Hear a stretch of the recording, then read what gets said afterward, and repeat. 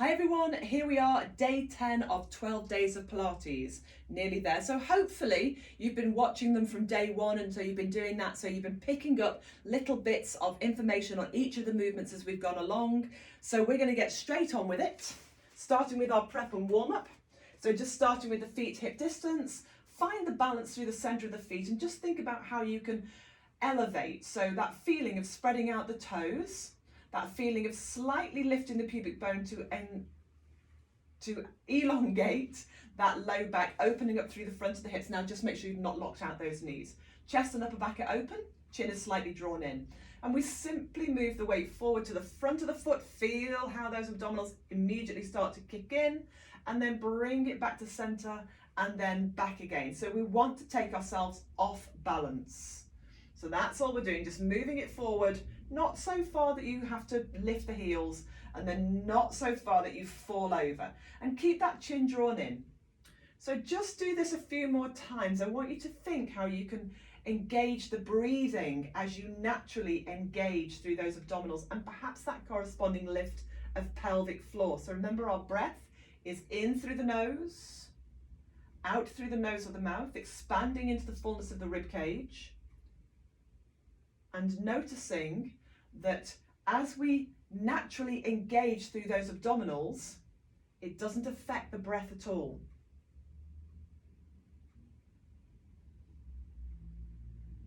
Just do one more forward and back.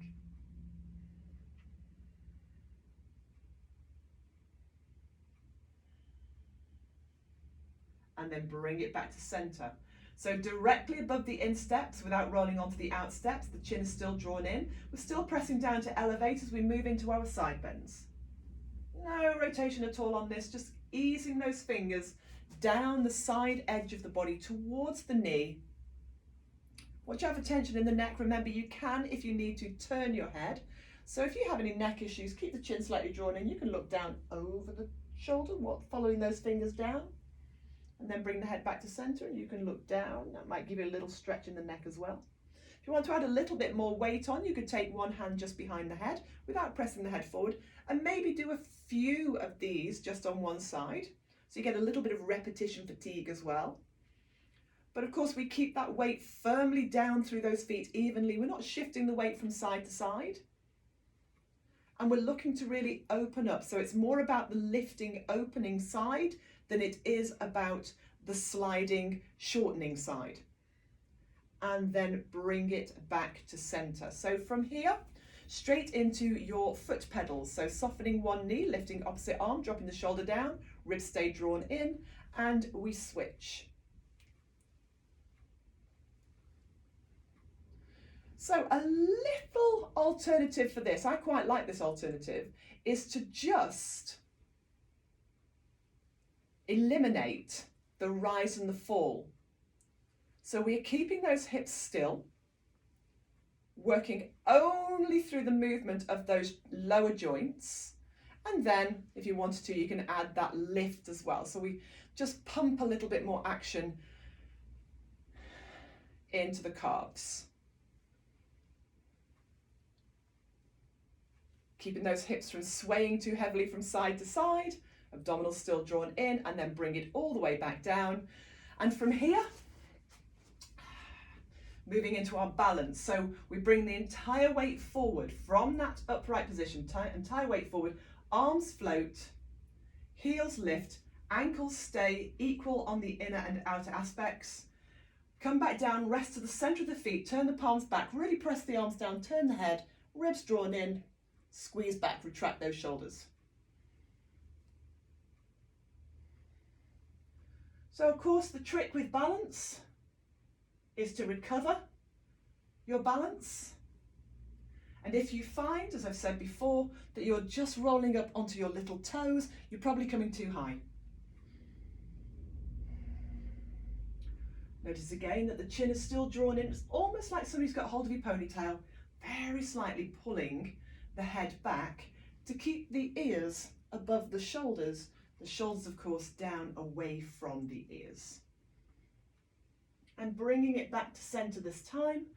And with a slight softness in the knee, equal length in the front and the back edge of the body, just move into your hip hitch. or your hinge, I should say. Let's get my hinges and my hitches mixed up. Okay, so we're just creasing at those creases either side of the pubic bone. Okay, so it is the crease that allows us to lift our knee. All right, and you can either leave your fingers there, again, I've said this before, or I quite like taking my arms across my chest. You really don't need to go too far, and the idea is not to complete the movement and therefore lose the openness through chest and back. Really squeeze those glutes as you come back up. Just do a couple more of these, noticing again that as you come off balance, those abdominals naturally engage. And then all the way back, give those shoulders a little roll, a few times back, a few times forward, maybe want to just swing those legs out a little, and then we're going to move straight into our squat. So really returning to that little hinge that we did a moment ago, but adding in the bend of the knees. The knees, of course, always track toes. So when you're ready, little hip hinge, and then sitting the weight back, pressing up, really using the back edge of the body for that. Now, again, if you can go lower, go lower. Okay, you want to make sure that as you bend those knees track second and third toes. So even if you naturally have a slightly more turned out stance, that would be the position the knees went in. If parallel isn't for you, it's not for you, you might find it useful, give me 1 second, if you had something like the Pilates ball, if you wanted to put that between your knees, if you know that you tend to sort of travel in and out, you could do that. But again, it isn't about how low you can go. At least it's not about how low you can take the chest.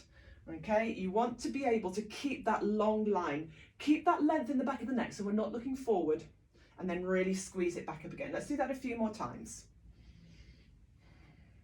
Really functional activity, something worth working on now that will benefit you as you age. And all the way back up. Okay, so into my currently least favorite movement, we're going to move into our tandem stance. Remember, you can go just heel behind, in front of toe, or you can go foot in front of foot. Squeeze those inner thighs together. Imagine you've got your feet absolutely on a tight rope. There's no skewing out. And then find the balance between the two, so we're not just pressing heavily into the heels. All right, so this might be your balance. Opening up those hips by slightly dropping the tail down, keeping everything facing forward. Okay, maybe your challenge to balance would be just to turn the head from side to side. That would be a nice way of just adding a little bit more into it without getting too complicated. Or you might take the arms forward, same arm as forward leg, into that little rotation that turns the ribs.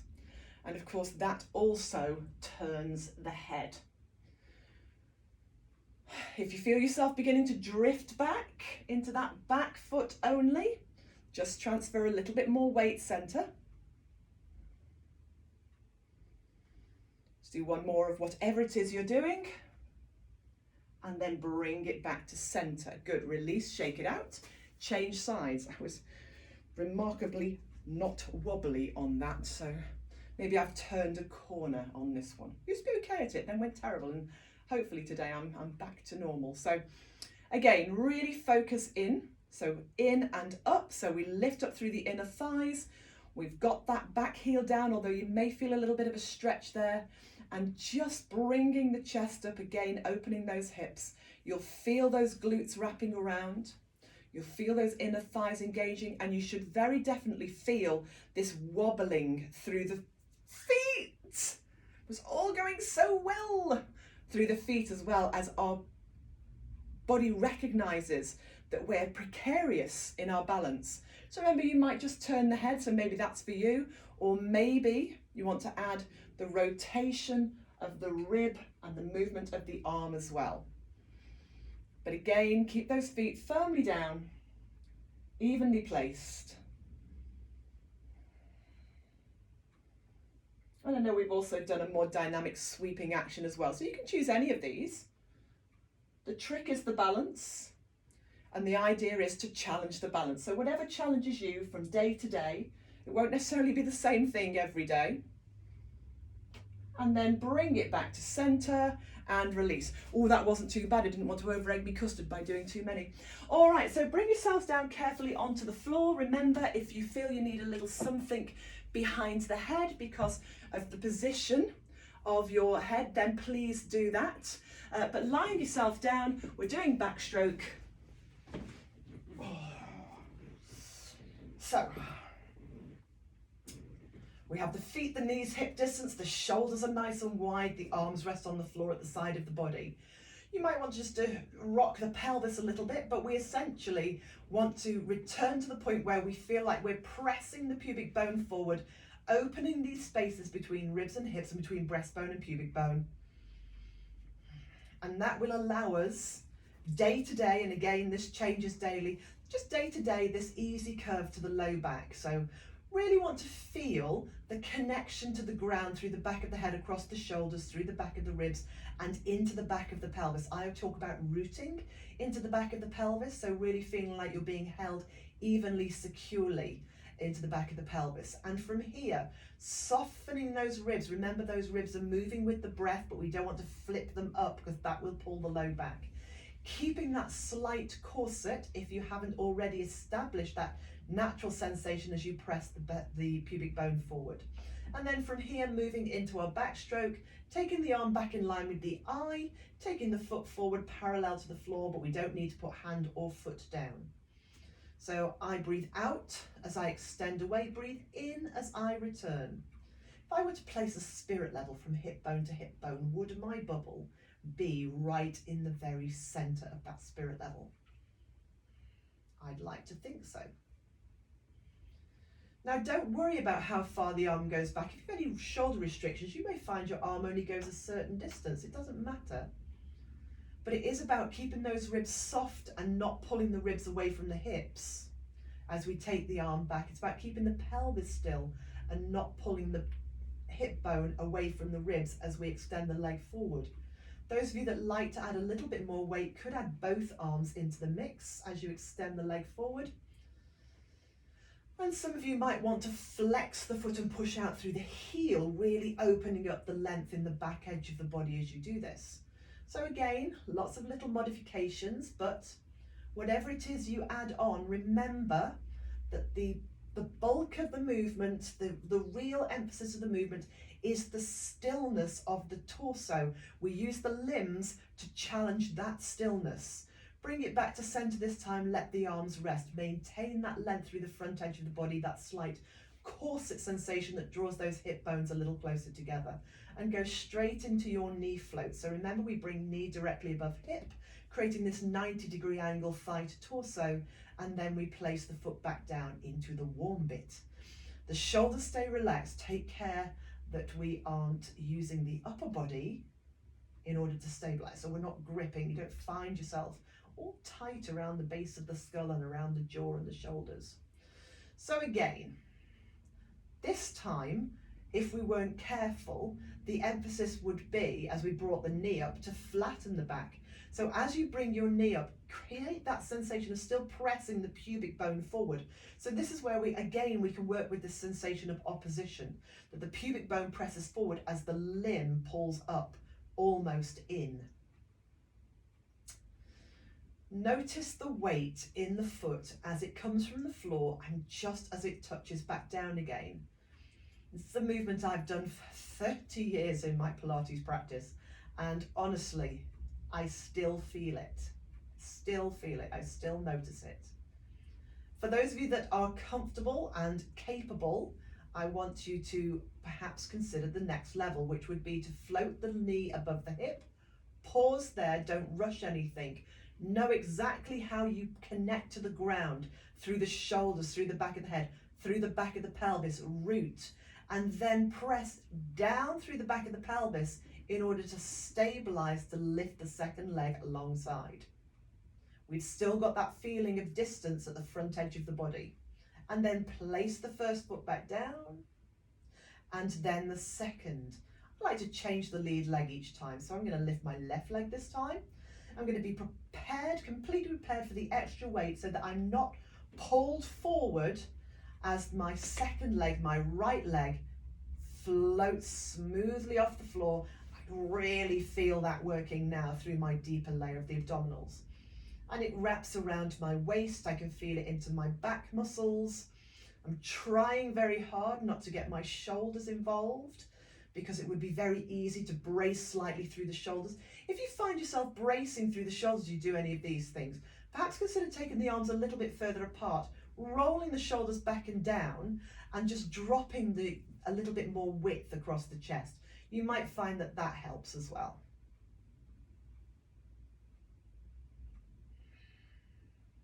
And we'll do this one more time.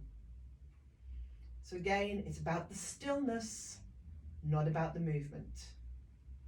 Or less about the movement. I should say less about the movement. It is about the movement, but it's much more about the stillness. And then bringing it carefully back down. Good. Releasing the arms if you need to. Just let those knees gently roll from side to side just a few times. If you want to turn your head to the opposite side as well to release anything in the neck, you can do that. And then when you're ready, roll over to the side of the body, push through the hands and come up to seated. Or when I've just realised I've missed one, but we'll go back to it, don't worry, rather than take me back down now. So I've missed the double hip roll, we'll come back to it. So we'll move on and we'll return. So from here, all right, let's go into our archer. So taking the arms forward as if they were resting on a shelf, sitting up nice and tall, whether you're on the floor, on a chair, or sitting on a bolster or block, that's entirely up to you. Again, that slight corset, and now bring it around. And then back to centre and change. So it's almost like a little push me, pull you effect. This hand coming forward draws this side of the rib cage forward, and the elbow drawing back wide of the body with the shoulders down pulls the opposite side of the rib cage down. And again. Just keep that going. The reason I'm not that bothered that we've gone slightly out of sequence is that it doesn't really do to do the same thing all the time. The body's really clever at adapting, and it normally takes a few weeks for it to fully adapt. So 12 days as we're working isn't so much of an issue, but occasionally it's quite nice to do things in a different order. So maybe one day over Christmas, do it in a different order, take all the movements, but just juggle them around a little bit Eric Morecambe-esque, if you like. All the right moves, not necessarily in the right order. Let's do that a couple more times.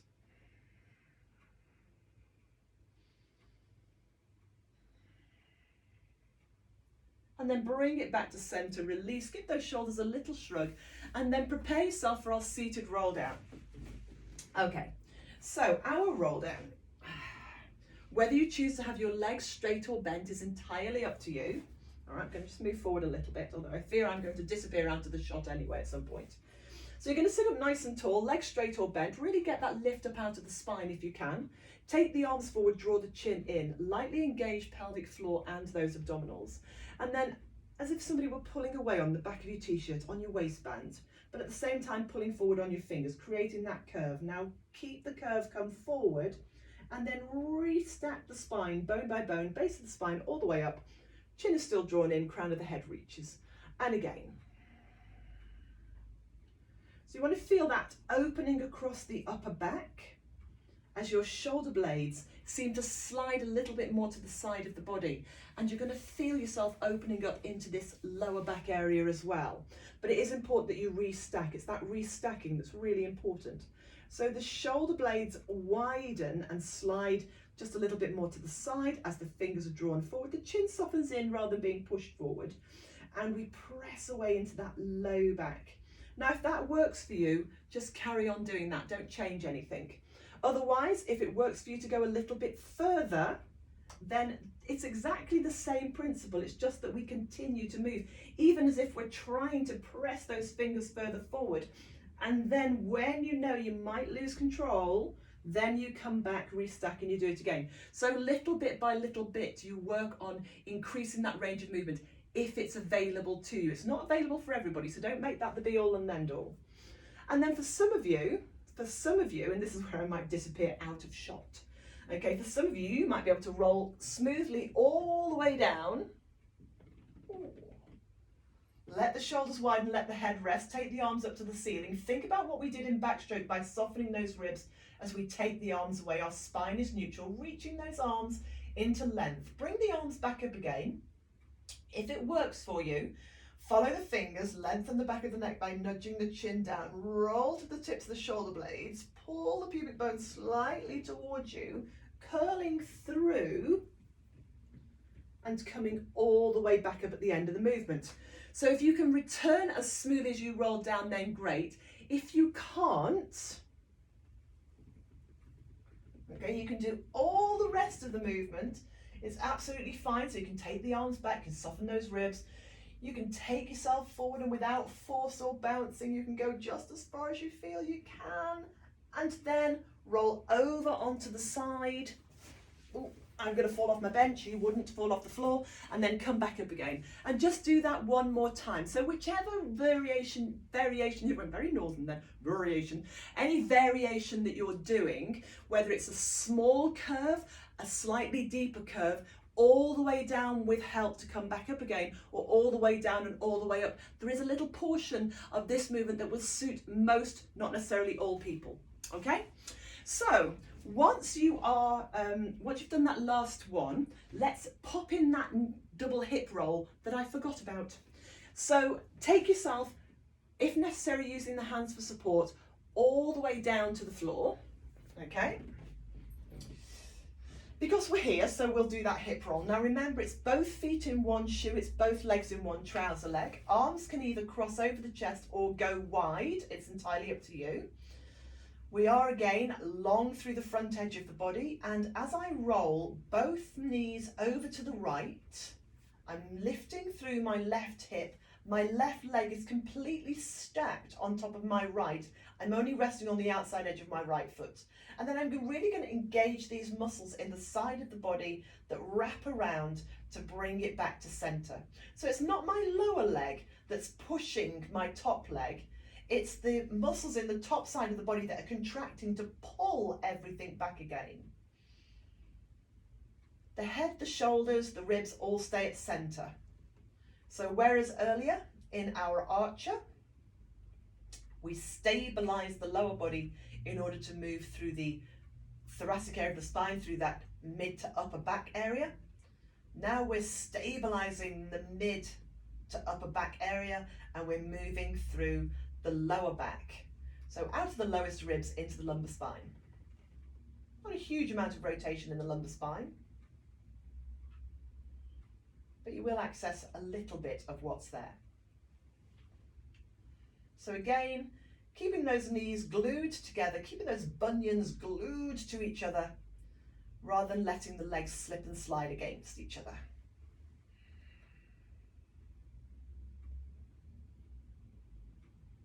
Goody, goody, goody. Let's do that just one more time. Really feeling that ringing, that gentle ringing rotation effect. And then back to center. Just release, have a moment, and then bring yourselves around onto your hands and knees. So, just double check I've not missed anything else. I don't think I have. Okay, so we are on hands and knees with the wrist creases and fingers facing forward, pressing through the entire hand, so we're not lifting and bridging from the instep of the thumb and the first finger. The shoulders are wide and drawn down, the crown of the head is forward. We want to try to create the same curvature at the back of the body and the same openness at the front of the body that we had before. Knees are below the hips. Imaginary line from top to bottom, right down the very center of the mat. And lightly engaging those abdominals, keeping the arms firm and strong as you slide away arm and opposite leg, and then simply float up. So again, it's not about, return to center, replace, it's not about how far away you can reach. It's about, can you remain stable and still through the torso, through the pelvis, around the upper back, as you move the limbs to challenge your balance and your weight. And let's be honest, this is a balance. You know, going from a 4-point kneeling position to a 2-point kneeling position is a balance. So we're getting some serious and really valuable work down through the wrist, into the shoulder girdle. We're working on the stabilization of the shoulder girdle. We're working on the stabilization of the pelvis. We're working on those deep core stabilizing muscles that wrap around and support us. There will be a little corresponding lift of pelvic floor. And just do that a couple more times. And then when you've done your very last one, just take a moment and give those wrists a little breather. All right, so we're moving on, and today's movement is a spinal extension. So as we're face down, we're going to lay all the way down onto the tummy. All right, just going to move that out of the way. So, take my glasses off because that never works. So when we spoke earlier at the very beginning of the session about the hip creases either side of the pubic bone, I want you now to press lightly into those. So reach your legs away like somebody was trying to pull the legs out the bottom of your trousers. Press down lightly onto the pubic bone, press down into the hip creases either side of the pubic bone that we folded into on our hip hinge earlier. Both hands on top, one hand on top of the other, and then the forehead onto the hands. Now I'm just going to lift my face so I'm a little bit more clear, otherwise I'm talking into my mat. But with the forehead onto the hands, that small rise just maintains the natural curve of the neck, so we're not pushing our head forward. The shoulders are wide and drawn down away from the ears. If for any reason it doesn't work for you to have your hands there, you can put your forehead onto a little tiny pillow. So any shoulder restrictions, the hands can just come to rest, and you can put your forehead onto a little pillow. Essentially you want your nose about a quarter, half an inch off the floor, that's all. Okay, so by pressing down into the front edge of the pelvis, into the pubic bone, it means that we've actually just nudged our sacrum away. So that sacrum, your sacrum is that traveline shaped bone that disappears between your buttocks. All right, and that allows us to open up the lower back. So we should experience little or no compression in the lumbar spine as you do this. If you do, there's a couple of things you need to think about. If you experience compression in your lumbar spine as we come to do this little spinal extension, okay, then you are either pushing with your hands and going too high, pushing out with your belly and going too high, or lifting your pelvis out of the mat in order to try and get too high. But you'll see there was a common theme there. You were trying to get too high. So the area that we're moving from is the area directly behind your breastbone. The lower ribs will stay down on the floor. Crown of the head forward, think about everything we've spoken of. Lightly engage those abdominals as if you're just pulling your tummy off hot sand. Wouldn't that be lovely? And then think about sliding the crown of the head and the breastbone forward, lifting the face, the collarbones, and the upper ribs all at the same rate. So again, as always, we're not looking forward and compressing that neck, and then lowering back down again. Okay, so as you inhale, slide the breastbone forward, slide the ribs down at the back of the body, feel the shoulder blades slightly coming down at the back of the body, press onto the tops of the feet, onto the tops of the thighs, into the front edge of the pelvis, not into the hands, and then back down again. Now, if you find yourself in a position where you cannot stop yourself from pushing with your hands, take them out of the equation. Put the hands at the lumbar spine, that area above the sacrum, and just keep that sense of length underneath the hands as you do the movement again. So tops of the feet are down, tops of the thighs are down, abdominals in. Press to the front edge of the pelvis, glide the breastbone forward. Feel no shortening underneath your hands as you lift from behind the breastbone. Lengthen the back of the neck and then down. Are you keeping those abdominals drawn in? Temptation to push out through the belly here is almost overwhelming.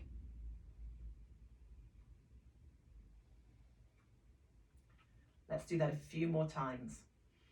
This is a small movement, a small, very specific movement, and it's all about the way you perform. It's all about technique. It is an unimpressive movement to the human eye. So if anybody was outside looking in, waiting for you to do something really spectacular right now, they would leave bored, because it's not a big fancy showy movement. It's just a movement that works the strength of the muscles of the upper back. So it's great for posture. It works the muscles around the back of the shoulder girdle. It's great for posture. It allows you to expand and open the rib cage. It's great for breathing. And bring it all the way back this time. If the hands aren't already there, just slide the hands beneath the forehead. Give your shoulders a little shrug. Maybe just rock your hips from side to side. And then when you're ready, very carefully, bring yourself up. Take a seat. Notice how you feel. Hopefully great. And I will see you tomorrow for day 11. So we're almost there, Let me know how you're getting on with it, and if you've got any questions at all with any of the movements, if you need anything clarifying, just let me know. All right, speak to you soon. Bye.